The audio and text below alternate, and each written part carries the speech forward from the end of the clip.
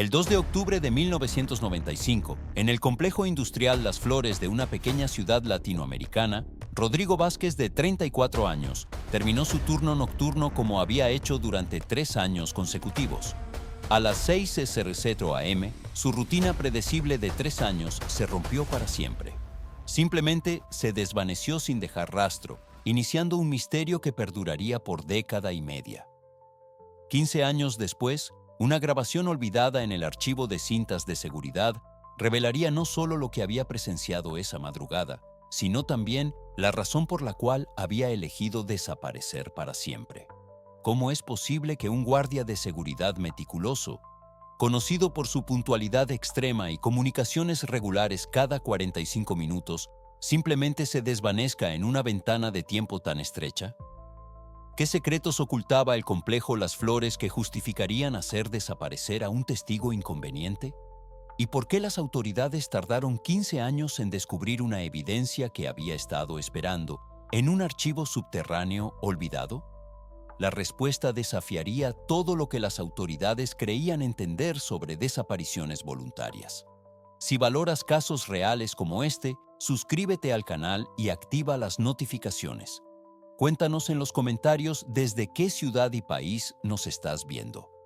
Más adelante te haremos una pregunta clave que solo quienes prestan atención podrán responder. Rodrigo Vázquez había encontrado en el trabajo nocturno el equilibrio perfecto para su temperamento introvertido, una característica que sus supervisores valoraban enormemente en un puesto que requería largas horas de soledad y concentración.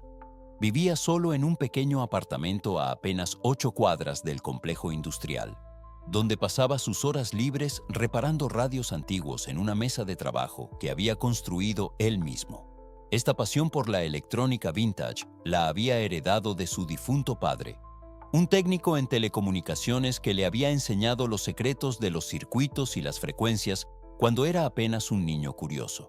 Su hermana Carla, enfermera en el hospital municipal, era prácticamente su único vínculo familiar desde la muerte de sus padres 5 años atrás en un accidente automovilístico.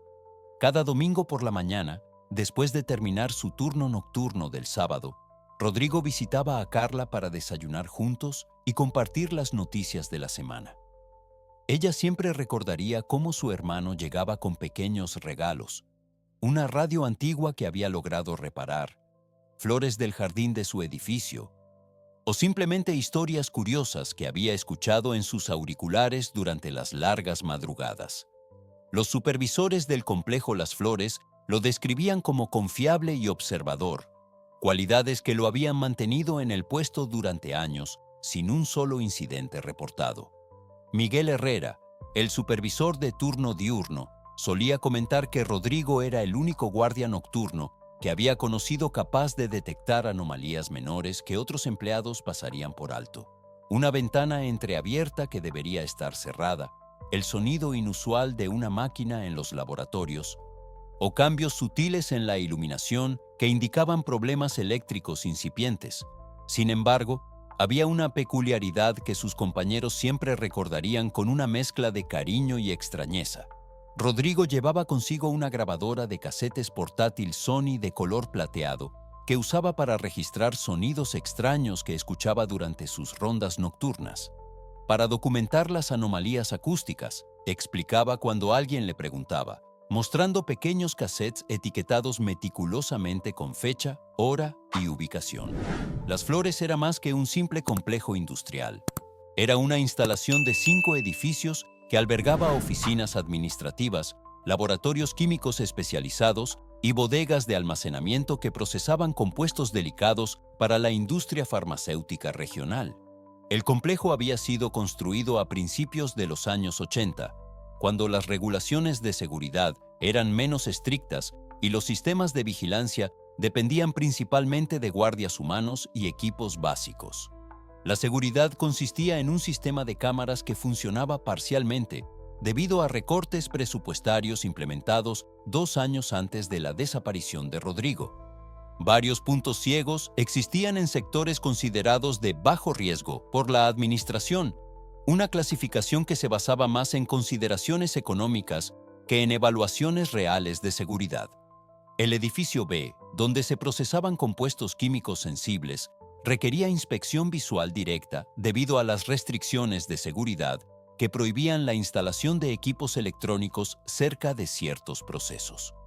Los protocolos establecían que el guardia nocturno debía realizar 5 rondas programadas, a las 10:00 p.m., 12:30 am, 2:00 am, 4:30 am y 6:00 am, además de mantener contacto radial con la central de seguridad, ubicada a 15 kilómetros del sitio cada 45 minutos. Esa noche de octubre, las cámaras del sector norte habían fallado nuevamente, un problema técnico que Rodrigo había reportado 3 veces en el mes anterior, sin obtener respuesta del Departamento de Mantenimiento. El turno nocturno del 1 al 2 de octubre de 1995 había comenzado como cualquier otro en los 1000 días anteriores. Rodrigo llegó puntualmente a las 9:50 p.m., 10 minutos antes del cambio de turno oficial, y recibió el reporte de su compañero diurno sin novedades.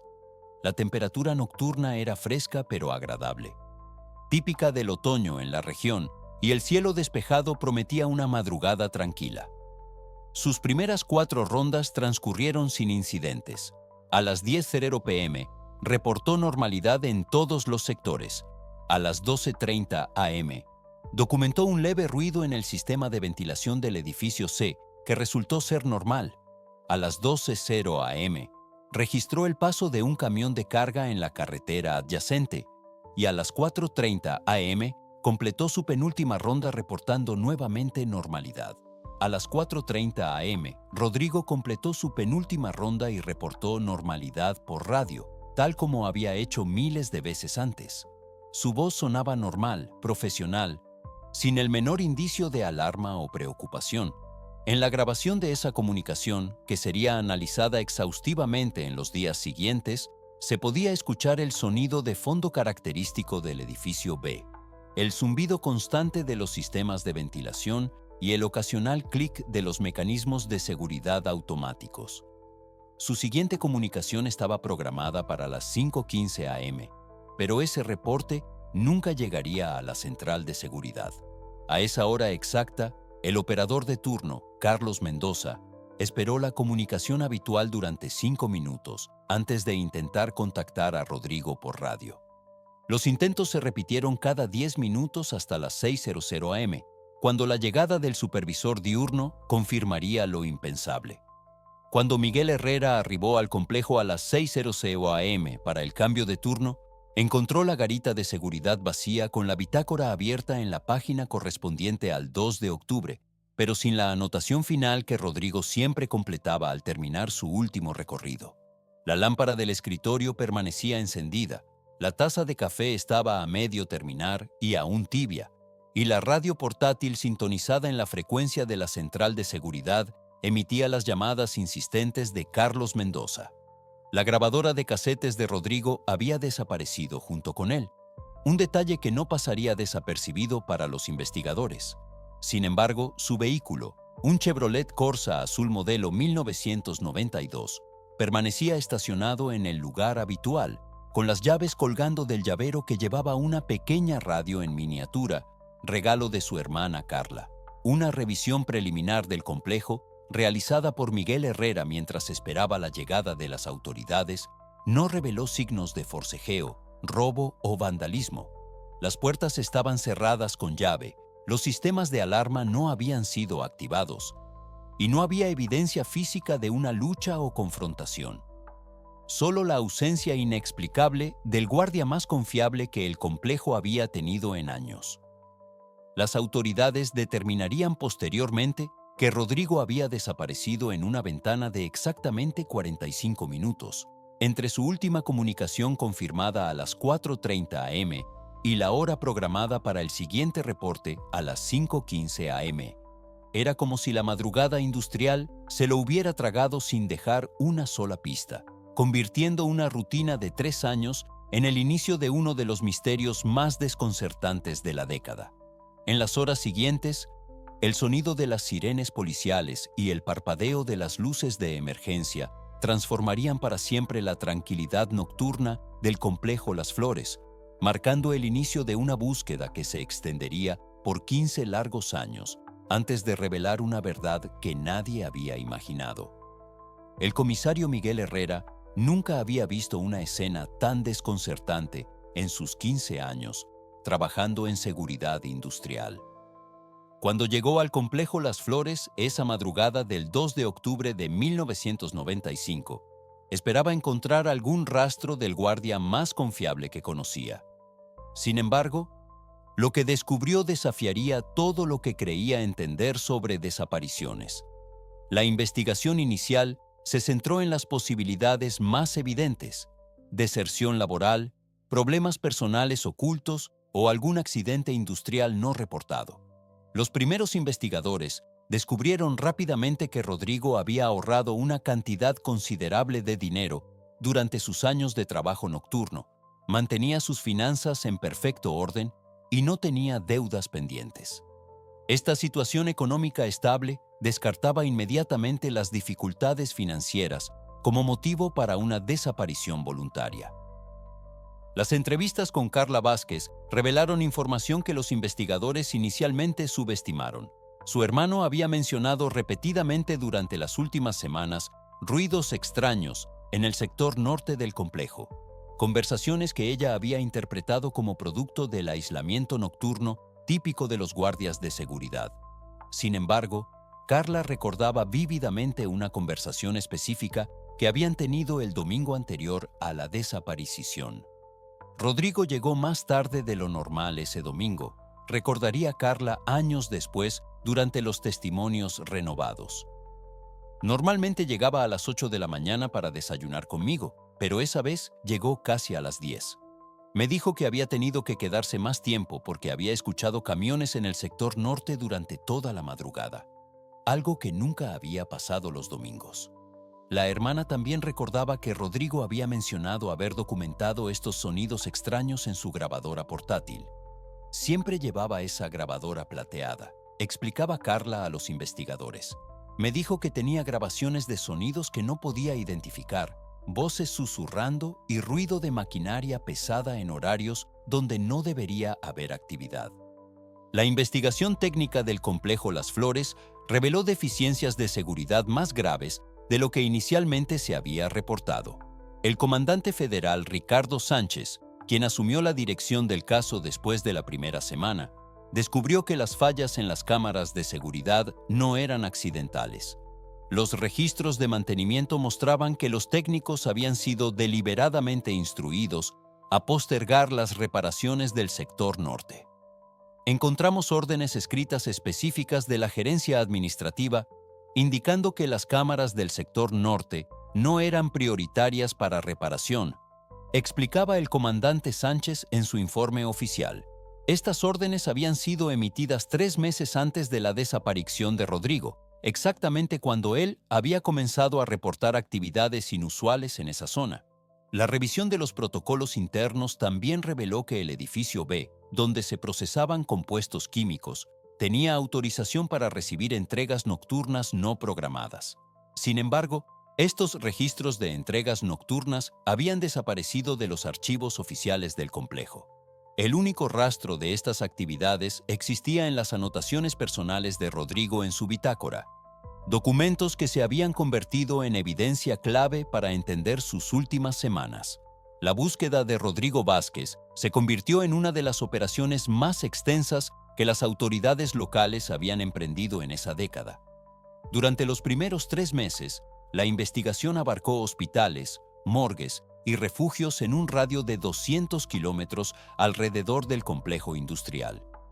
Equipos especializados revisaron pozos abandonados, áreas boscosas y construcciones abandonadas donde un cuerpo podría haber sido ocultado.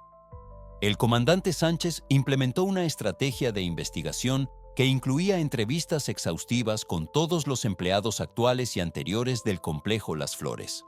Sabíamos que la desaparición de Rodrigo no había sido casual, explicaba en sus memorias años después.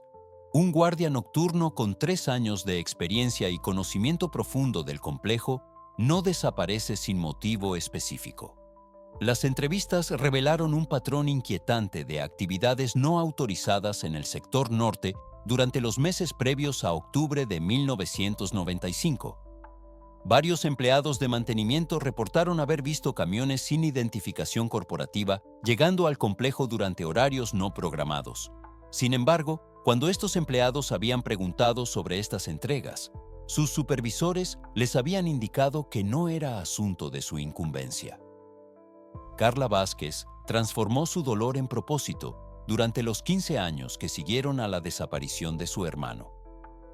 Se unió a grupos de apoyo para familias de personas desaparecidas, estableció correspondencia con investigadores privados y desarrolló una red de contactos que se extendía por todo el país. Su búsqueda incansable la llevó a desarrollar habilidades especializadas en archivo y documentación que eventualmente la convertirían en una experta en gestión de registros médicos. Cada año, el 2 de octubre, Carla visitaba el complejo para dejar flores en el lugar donde había estado la garita de seguridad. Recordarían los trabajadores que la habían visto durante esos peregrinajes anuales. Nunca llegaba con amargura o ira, siempre con una dignidad tranquila que impresionaba a todos los que la conocían. Durante estos años, Carla también mantuvo comunicación regular con el comandante Sánchez, quien había desarrollado un compromiso personal con el caso. Cada 6 meses, él le proporcionaba actualizaciones sobre nuevas pistas que habían surgido o técnicas investigativas que se habían implementado. Aunque ninguna de estas pistas había resultado en avances significativos, la comunicación constante mantenía viva la esperanza de que algún día surgiera información reveladora. En marzo de 2010, durante una auditoría de cumplimiento ambiental rutinaria, los inspectores del Ministerio de Medio Ambiente hicieron un descubrimiento que cambiaría completamente la comprensión del caso. Los archivos de seguridad anteriores a 2001, que supuestamente habían sido destruidos según las políticas corporativas, nunca habían sido eliminados. En lugar de ser desechados, habían sido trasladados a un depósito subterráneo que había sido olvidado durante la reorganización administrativa del complejo. La técnica archivista Patricia Moreno, quien había sido asignada para catalogar estos materiales olvidados, encontró 47 cintas de video correspondientes específicamente al periodo de septiembre a noviembre de 1995. Estas cintas habían sido etiquetadas incorrectamente y almacenadas en cajas que indicaban contenido completamente diferente, explicaba Patricia en su reporte oficial. Solo por casualidad decidí verificar el contenido real de las cintas para asegurar una catalogación precisa. La revisión sistemática de este material reveló que la cámara del sector este, que supuestamente había estado fuera de servicio durante octubre de 1995, había funcionado intermitentemente durante todo ese mes.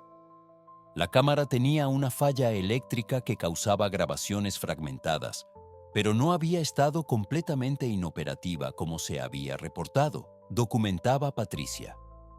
En la cinta correspondiente al 2 de octubre, entre interferencias y cortes de imagen típicos del equipo defectuoso, se distinguía claramente la figura de Rodrigo realizando sus rondas habituales hasta las 4:30 am. Sin embargo, a las 4:47 am, la grabación capturó una secuencia que revelaría la verdad sobre los ruidos extraños que Rodrigo había estado documentando durante semanas. Las imágenes mostraban el transporte clandestino de tambores químicos no declarados desde el edificio B hacia un camión sin identificación corporativa. La operación era ejecutada por un equipo de al menos 5 personas que claramente conocían los horarios y protocolos del complejo. La grabación documentaba cómo estos individuos habían desactivado sistemáticamente las alarmas del edificio B y utilizado equipamiento especializado para mover los tambores sin generar ruido excesivo. La secuencia más reveladora mostraba a Rodrigo emergiendo de su ronda habitual y descubriendo la actividad ilegal en progreso. Las imágenes capturaban el momento exacto cuando él sacaba su grabadora plateada y comenzaba a documentar metódicamente la operación. La grabación mostraba claramente cómo Rodrigo se posicionaba estratégicamente para capturar tanto evidencia visual como audio de la actividad criminal. El momento decisivo llegaba cuando uno de los operarios notaba la presencia de Rodrigo. La secuencia final de la cinta mostraba al guardia siendo rodeado por 3 individuos, su grabadora siendo confiscada y posteriormente siendo escoltado hacia el vehículo de carga. La última imagen clara mostraba a Rodrigo entrando al camión, aparentemente bajo coerción, con su expresión facial revelando que entendía completamente las implicaciones de lo que había presenciado. El análisis forense posterior de la cinta confirmó que los tambores transportados contenían desechos tóxicos que habían sido almacenados ilegalmente en las flores durante años. La investigación subsecuente reveló una red sofisticada de disposición ilegal de residuos químicos que involucraba a supervisores de la empresa, compañías de transporte especializadas y funcionarios municipales de gestión ambiental. Esta no era una operación casual, explicaba el fiscal especializado en delitos ambientales, Eduardo Ramírez, quien dirigió el proceso judicial. Los documentos incautados durante los allanamientos revelaron que esta red había estado operando durante al menos 5 años, generando ganancias superiores a los 20 millones de pesos anuales. La grabadora de Rodrigo, eventualmente recuperada durante los allanamientos en 2011, contenía evidencia aún más detallada de la operación criminal. Las grabaciones de audio que había documentado durante las semanas previas a su desaparición proporcionaban registro completo de conversaciones entre los supervisores corruptos, horarios específicos de las operaciones ilegales y detalles sobre los tipos de desechos que estaban siendo transportados. Rodrigo había estado construyendo un caso criminal completo sin saber que su vida estaba en peligro, reflexionaba Carla durante el proceso judicial. Su meticulosidad y dedicación al trabajo lo habían convertido involuntariamente en el testigo más peligroso que esta red criminal podría haber imaginado. El fiscal especializado en delitos ambientales, Eduardo Ramírez, nunca había manejado un caso donde la evidencia hubiera permanecido oculta durante tanto tiempo. Cuando las autoridades recuperaron la grabadora plateada de Rodrigo Vázquez en 2011, durante los allanamientos simultáneos en 3 estados diferentes, lo que encontraron en esas cintas superó todas las expectativas sobre la magnitud del crimen que había costado la vida al guardia nocturno.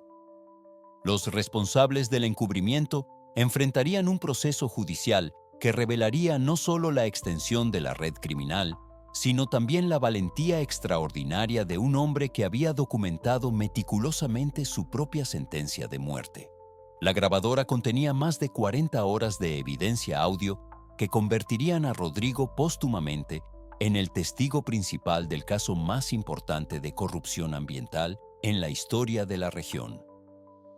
Las grabaciones recuperadas de la grabadora Sony plateada de Rodrigo revelaron la existencia de una operación criminal sofisticada que había estado funcionando mucho antes de octubre de 1995.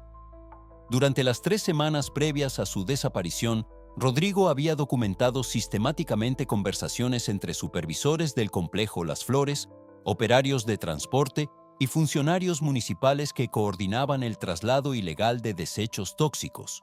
La primera grabación significativa databa del 12 de septiembre de 1995, cuando Rodrigo había captado una conversación entre el supervisor nocturno Alberto Mendoza y el coordinador de transporte Luis Herrera. Los tambores del edificio B tienen que salir esta semana. Se escuchaba claramente en la grabación. El inspector federal viene el lunes y no podemos tener esa mercancía aquí cuando llegue. En grabaciones posteriores, Rodrigo había documentado los horarios específicos de las operaciones ilegales, los tipos de desechos que estaban siendo transportados y las rutas que utilizaban para evitar controles gubernamentales. Una grabación del 28 de septiembre revelaba que los desechos incluían compuestos de mercurio, solventes industriales y residuos farmacéuticos que requerían tratamiento especializado, pero que estaban siendo vertidos en sitios no autorizados. La grabación de la madrugada del 2 de octubre proporcionó un registro audio completo de los eventos que habían llevado a la desaparición de Rodrigo. A las 4:47 a.m., Se escuchaba claramente la voz de Rodrigo susurrando mientras documentaba la operación ilegal en progreso. Son 5 tambores grandes, placas del camión GH Coca 847. 3 operarios con uniformes sin identificación corporativa, narraba meticulosamente. La grabación capturaba el momento exacto cuando Rodrigo fue descubierto. Se escuchaba una voz masculina gritando, «¡Hay alguien ahí!», seguida por sonidos de pasos corriendo y la voz de Rodrigo diciendo, «Soy el guardia nocturno. Solo estoy haciendo mi ronda». Lo que siguió fue una conversación que revelaría la frialdad calculada de los criminales. «¿Cuánto tiempo llevas grabando?», preguntaba una voz que posteriormente sería identificada como la de Alberto Mendoza. «¿Qué vas a hacer con esa información?», continuaba otra voz. La respuesta de Rodrigo demostró tanto su integridad como su comprensión de las implicaciones. «Es mi trabajo documentar las anomalías. Esto tendrá que ser reportado». La parte más desgarradora de las grabaciones revelaba que Rodrigo había tenido múltiples oportunidades de negociar su silencio, pero había rechazado consistentemente todos los intentos de soborno. Los criminales le ofrecieron inicialmente 500,000 pesos por su silencio, una suma que habría representado más de 5 años de su salario. «No se trata de dinero», se escuchaba claramente la voz de Rodrigo. «Se trata de hacer lo correcto». Cuando las ofertas económicas fallaron, las amenazas comenzaron. «Sabes que esto te convierte en un problema que tenemos que resolver», decía Alberto Mendoza en la grabación. «Piensa en tu hermana, piensa en tu futuro», agregaba Luis Herrera. La respuesta de Rodrigo fue consistente con el carácter que todos habían conocido. «Mi hermana preferiría tener un hermano muerto que un hermano corrupto». La grabación final de la madrugada del 2 de octubre capturaba los últimos momentos de Rodrigo en el complejo Las Flores. Se escuchaba claramente cómo era forzado a entrar al camión de transporte, con su grabadora siendo confiscada pero aún en funcionamiento. Sus últimas palabras registradas fueron: «Carla, si escuchas esto, quiero que sepas que hice lo correcto. No tengo miedo». El análisis forense de las grabaciones de Rodrigo permitió a los investigadores identificar a 17 personas involucradas en la operación criminal. La red incluía no solo empleados del complejo Las Flores, sino también funcionarios municipales de gestión ambiental, operadores de sitios de disposición ilegales y una empresa de transporte que se especializaba en mover desechos peligrosos sin la documentación requerida. Alberto Mendoza, el supervisor nocturno que había coordinado las operaciones ilegales, fue arrestado en su casa de Guadalajara en abril de 2011. Durante su interrogatorio inicial, Mendoza intentó minimizar su participación, pero las grabaciones de Rodrigo contenían evidencia irrefutable de su papel central en la operación. Las grabaciones muestran claramente que Mendoza no solo participaba, sino que dirigía las operaciones, explicaba el fiscal Ramírez. Luis Herrera, el coordinador de transporte, fue arrestado mientras intentaba cruzar la frontera hacia Estados Unidos. Su captura llevó al descubrimiento de registros detallados que documentaban 5 años de transporte ilegal de desechos tóxicos. Los documentos incautados revelaron que la operación había generado ganancias superiores a los 30 millones de pesos durante su periodo de actividad.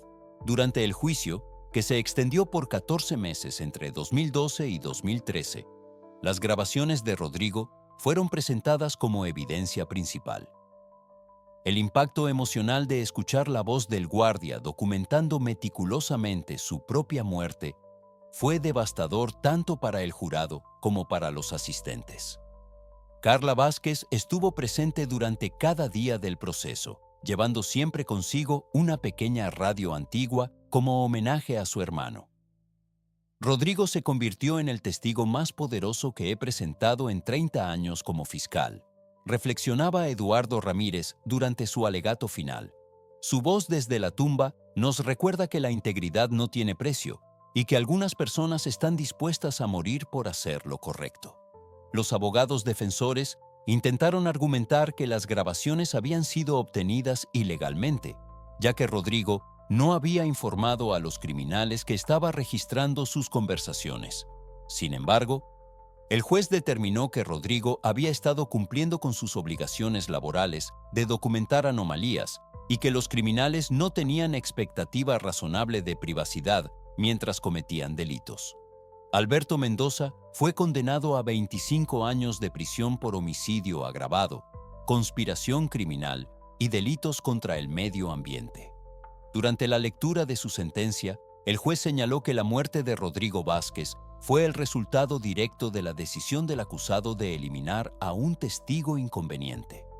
Mendoza también fue condenado a pagar una compensación de 2 millones de pesos a Carla Vázquez. Luis Herrera recibió una sentencia de 20 años por su participación en el homicidio y su rol central en la operación de transporte ilegal. Los otros 15 coacusados recibieron sentencias que variaron entre 5 y 15 años, dependiendo de su nivel de participación en la red criminal. El funcionario municipal de gestión ambiental, Roberto Salinas, quien había facilitado los permisos fraudulentos que permitían las operaciones ilegales, fue condenado a 12 años de prisión y inhabilitado permanentemente para ejercer cargos públicos. Su caso se convirtió en precedente para futuros procesamientos de corrupción ambiental. El complejo industrial Las Flores fue clausurado permanentemente en 2013, después de que los estudios ambientales revelaran contaminación del suelo y agua subterránea que requeriría décadas para remediar. El costo de la limpieza ambiental, estimado en más de 100 millones de pesos, fue asignado a las empresas e individuos responsables de la contaminación. Carla Vázquez utilizó la compensación legal que recibió para establecer la Fundación Rodrigo Vázquez en 2014. La fundación se dedica a capacitar guardias de seguridad en protocolos de denuncia de actividades ilegales y a proporcionar protección legal para empleados que reportan crímenes en sus lugares de trabajo. Rodrigo murió porque hizo lo correcto, explicaba Carla durante la ceremonia de inauguración. Su muerte no habrá sido en vano si podemos proteger a otros que enfrenten decisiones similares.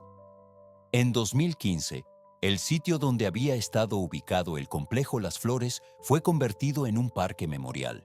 Una placa de bronce marca el lugar exacto donde había estado la garita de seguridad de Rodrigo, con una inscripción que dice: en memoria de Rodrigo Vázquez, quien eligió la verdad sobre la vida y cuya valentía iluminó la oscuridad de la corrupción. El caso Rodrigo Vázquez llevó a reformas significativas en la regulación de desechos industriales en todo el país. Se implementaron sistemas de rastreo electrónico para todos los desechos peligrosos, inspecciones sorpresa más frecuentes y protocolos especiales para proteger a empleados que reportan actividades ilegales. Los guardias de seguridad de instalaciones industriales ahora reciben capacitación especializada sobre sus derechos y obligaciones cuando presencian actividades criminales. El Protocolo Rodrigo, como se conoce oficialmente, garantiza protección legal y física para empleados que documenten y reporten crímenes ambientales. La historia de Rodrigo también inspiró cambios en la tecnología de seguridad industrial. Las nuevas regulaciones requieren sistemas de grabación redundantes que no puedan ser desactivados fácilmente, comunicaciones de emergencia independientes para guardias de seguridad y procedimientos específicos para proteger evidencia en casos de actividades sospechosas. 16 años después de su desaparición, Rodrigo Vázquez había logrado exactamente lo que se había propuesto esa madrugada del 2 de octubre de 1995, exponer la verdad y asegurar que los criminales enfrentaran justicia. Su grabadora plateada, que había sido su compañera constante durante 3 años de trabajo nocturno, se había convertido en el arma más poderosa contra una red criminal que había operado impunemente durante años. Rodrigo entendió que algunos momentos definen quiénes somos realmente, reflexionaba Carla durante una entrevista en 2015. Cuando se enfrentó a la decisión entre su seguridad personal y hacer lo correcto, no dudó ni por un segundo. Su muerte nos enseñó que la integridad no se negocia y que la verdad, aunque tardé años en salir a la luz, siempre encuentra una manera de triunfar. La pequeña grabadora Sony, que Rodrigo había llevado fielmente durante sus rondas nocturnas, ahora se exhibe en el Museo de la Justicia en la Ciudad de México, como testimonio de cómo la tecnología más simple, en manos de una persona íntegra, puede derrotar a las redes criminales más sofisticadas. Junto a ella, una placa reza: la voz de la verdad nunca se silencia completamente. Hoy, 30 años después de aquella madrugada del 2 de octubre de 1995, el parque memorial que se levanta donde una vez estuvo el complejo industrial Las Flores recibe visitantes de todo el país. La placa de bronce que marca el lugar exacto donde había estado la garita de seguridad de Rodrigo Vázquez lleva una inscripción que pocos pueden leer sin sentir un escalofrío. En memoria de Rodrigo Vázquez, quien eligió la verdad sobre la vida y cuya valentía iluminó la oscuridad de la corrupción. Pero el legado de Rodrigo va mucho más allá de una placa conmemorativa. Su historia cambió fundamentalmente la manera en que México enfrenta los crímenes ambientales y protege a los trabajadores que se atreven a denunciar actividades ilegales. La pequeña grabadora Sony plateada que llevaba fielmente durante sus rondas nocturnas se había convertido en el arma más poderosa contra una red criminal que había operado impunemente durante años. En 2015, un año después de la fundación que llevaba su nombre, Carla Vázquez se encontraba en el Congreso Nacional testificando sobre la necesidad de reformas en la protección de empleados que denuncian crímenes ambientales. Su testimonio, respaldado por la evidencia que su hermano había documentado, llevó a la aprobación unánime de la Ley Rodrigo Vázquez, conocida oficialmente como la Ley de Protección a Denunciantes Ambientales. Esta legislación estableció protocolos específicos que garantizan protección legal y física para empleados que documenten y reporten crímenes contra el medio ambiente. Cada guardia de seguridad en instalaciones industriales ahora recibe capacitación especializada sobre sus derechos y obligaciones cuando presencian actividades criminales. El Protocolo Rodrigo, como se conoce en la industria, incluye sistemas de comunicación de emergencia independientes, procedimientos para proteger evidencia y garantías de anonimato para denunciantes. Las nuevas regulaciones también requieren sistemas de grabación redundantes que no pueden ser desactivados fácilmente. Todo esto surge directamente del caso de Rodrigo, cuya grabadora había sido la única evidencia que sobrevivió 15 años de encubrimiento. La historia de Rodrigo inspiró cambios profundos en la tecnología de seguridad industrial. Las empresas de seguridad privada comenzaron a desarrollar equipos de grabación específicamente diseñados para guardias nocturnos, con funciones de transmisión automática que envían copias de las grabaciones a servidores externos en tiempo real. Miguel Herrera, quien había sido supervisor de turno diurno durante la desaparición de Rodrigo, se convirtió en uno de los principales defensores de estos cambios tecnológicos. Rodrigo nos enseñó que los guardias de seguridad somos la primera línea de defensa contra el crimen organizado, explicaba Herrera durante las conferencias que dictaba sobre seguridad industrial. Su muerte nos mostró que necesitamos herramientas mejores para proteger tanto a los empleados como a la evidencia que puedan recopilar. La Asociación Nacional de Empresas de Seguridad Privada estableció en 2016 el Premio Anual Rodrigo Vázquez para reconocer a guardias de seguridad que demuestren valentía excepcional en la documentación y reporte de actividades criminales. El primer ganador fue un guardia nocturno en Guadalajara que había documentado durante meses una operación de tráfico de armas, utilizando técnicas directamente inspiradas en los métodos de Rodrigo. La Fundación Rodrigo Vázquez, establecida por Carla en 2014, utilizando la compensación legal que había recibido, se había convertido para 2025 en una de las organizaciones más respetadas de México en la capacitación de personal de seguridad. Con oficinas en 15 estados y un presupuesto anual de 12 millones de pesos, la Fundación había capacitado a más de 50,000 trabajadores en protocolos de denuncia y protección legal. Los programas de la Fundación incluyen no solo capacitación técnica sobre cómo documentar evidencia de manera segura, sino también apoyo psicológico para empleados que enfrentan dilemas éticos similares al que había enfrentado Rodrigo. Mi hermano murió porque no existían los sistemas de protección que podríamos haber proporcionado, explicaba Carla durante la ceremonia del 10º aniversario de la Fundación. Cada persona que capacitamos representa una vida que podríamos estar salvando. La Fundación también mantiene un fondo de emergencia para familias de trabajadores que sufren represalias por denunciar actividades criminales. Este fondo había ayudado a más de 200 familias para 2025, proporcionando apoyo económico, reubicación cuando es necesario y asistencia legal especializada. En 2020, la grabadora Sony plateada de Rodrigo fue trasladada del Museo de la Justicia en Ciudad de México a un nuevo museo especializado en crímenes ambientales ubicado en Guadalajara. El Museo Nacional de Justicia Ambiental había sido creado específicamente para educar al público sobre los costos humanos de la corrupción ambiental. La exhibición principal del museo recrea la garita de seguridad de Rodrigo, tal como había sido encontrada la mañana del 2 de octubre de 1995. Los visitantes pueden escuchar fragmentos de las grabaciones originales que Rodrigo había hecho durante sus últimas semanas, con las voces de los criminales distorsionadas para proteger el proceso judicial, pero manteniendo la voz clara y valiente del guardia, documentando meticulosamente la evidencia.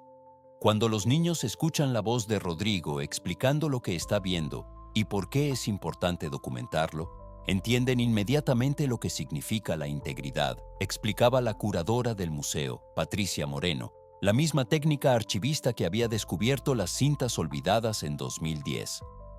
Su historia les enseña que una persona común puede hacer una diferencia extraordinaria cuando decide hacer lo correcto. Para 2025, todos los responsables del encubrimiento habían cumplido sus sentencias o permanecían en prisión. Alberto Mendoza, el supervisor nocturno que había coordinado las operaciones ilegales, había muerto en prisión en 2019 debido a complicaciones de salud, cumpliendo 14 años de su sentencia de 25. Luis Herrera había sido liberado en 2021 después de cumplir 10 años, pero enfrentaba restricciones permanentes que le impedían trabajar en cualquier industria relacionada con transporte o gestión de desechos. El funcionario municipal Roberto Salinas había perdido su pensión de retiro y enfrentaba auditorías anuales de sus finanzas personales como parte de su libertad condicional. Los otros 15 coacusados habían sido liberados gradualmente, pero todos permanecían en una lista de vigilancia especial que monitoreaba sus actividades laborales. La red criminal que había operado durante años fue completamente desmantelada.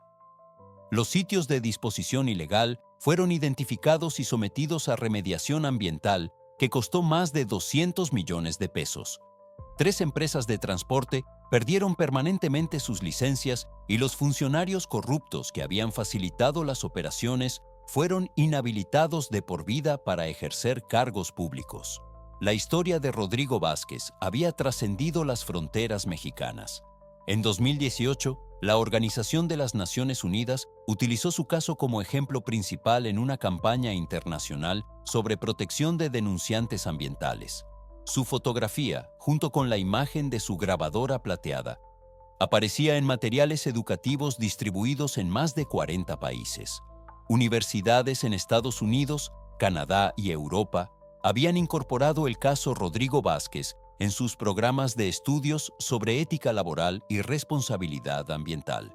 Estudiantes de Derecho, Criminología y Ciencias Ambientales analizaban las grabaciones como ejemplos de cómo la evidencia documental puede derrotar incluso a las redes criminales más sofisticadas. La técnica de documentación que Rodrigo había desarrollado intuitivamente, usando una grabadora portátil para crear registro detallado de actividades sospechosas, se había convertido en protocolo estándar para investigadores ambientales en todo el mundo. Su método de narrar meticulosamente lo que estaba observando, incluyendo fecha, hora, ubicación y descripciones específicas de personas y actividades, se enseñaba ahora en academias de investigación criminal. 30 años después, algunas preguntas sobre el caso nunca fueron completamente respondidas. Las grabaciones de Rodrigo terminaban abruptamente cuando fue descubierto por los criminales y aunque las evidencias circunstanciales fueron suficientes para las condenas, los detalles exactos de sus últimos momentos permanecen como una dolorosa incertidumbre para Carla. Sé que mi hermano murió defendiendo lo que creía correcto, reflexionaba Carla durante una entrevista en 2024. Lo que no sé es si en sus últimos momentos tuvo miedo o si mantuvo esa calma determinada que siempre lo caracterizó. Pero al final, creo que eso no importa tanto como el hecho de que su valentía sigue inspirando a personas 30 años después. El cuerpo de Rodrigo nunca fue recuperado, a pesar de investigaciones extensivas que continuaron incluso después de las condenas. Los criminales que conocían la ubicación habían mantenido silencio, llevándose ese secreto a sus tumbas o a sus celdas. Para Carla, esto había sido inicialmente una fuente de dolor adicional, pero eventualmente había encontrado paz en la comprensión de que el legado de su hermano vivía en cada persona que su historia inspiraba a hacer lo correcto. En 2025, cuando visitantes de todo el mundo llegaban al parque memorial donde había estado el complejo Las Flores, encontraban algo más que una placa conmemorativa. Encontraban un recordatorio poderoso de que la integridad personal puede triunfar sobre la corrupción sistemática, de que la verdad eventualmente supera al encubrimiento y de que las acciones de una persona pueden cambiar el mundo para generaciones futuras. La pequeña grabadora Sony de Rodrigo, exhibida ahora en el Museo Nacional de Justicia Ambiental, llevaba una placa que resumía perfectamente el mensaje de su historia. La voz de la verdad nunca se silencia completamente. Cada año, miles de visitantes se detenían frente a esa exhibición. Muchos de ellos trabajadores de seguridad, empleados industriales y jóvenes estudiantes que entendían que ellos también podrían enfrentar algún día la decisión entre su seguridad personal y hacer lo correcto. La historia de Rodrigo Vázquez nos recuerda que los héroes no siempre usan capas o tienen superpoderes. A veces son guardias nocturnos solitarios con grabadoras plateadas que eligen documentar la verdad cuando sería más fácil mirar hacia otro lado. Su legado vive en cada sistema de protección mejorado, en cada trabajador capacitado para denunciar crímenes y en cada persona que decide que la integridad vale más que la seguridad personal. 30 años después, Rodrigo Vázquez había logrado exactamente lo que se había propuesto hacer esa madrugada del 2 de octubre de 1995: exponer la verdad, proteger el medio ambiente y asegurar que la justicia prevaleciera. Su grabadora había guardado silencio para siempre, pero su mensaje continuaba resonando en cada rincón donde la corrupción intentaba ocultarse en las sombras. ¿Qué opinas sobre la decisión de Rodrigo de documentar la actividad criminal sabiendo los riesgos que enfrentaba? ¿Crees que su sacrificio valió la pena considerando los cambios positivos que inspiró en el sistema de protección ambiental de México? Comparte tu reflexión en los comentarios y cuéntanos qué harías si te encontraras en una situación similar. Si esta historia te impactó, no olvides suscribirte al canal para más casos reales que demuestran cómo la valentía individual puede cambiar el mundo entero.